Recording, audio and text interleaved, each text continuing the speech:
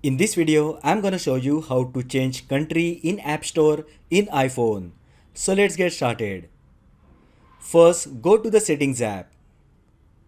Now tap your name at the top and then tap Media and Purchases. Now tap View Account. Here you might be asked to sign in. Tap Country or Region option. Now tap Change Country or Region. Now you will see a list of available countries. Choose the country you want to switch to.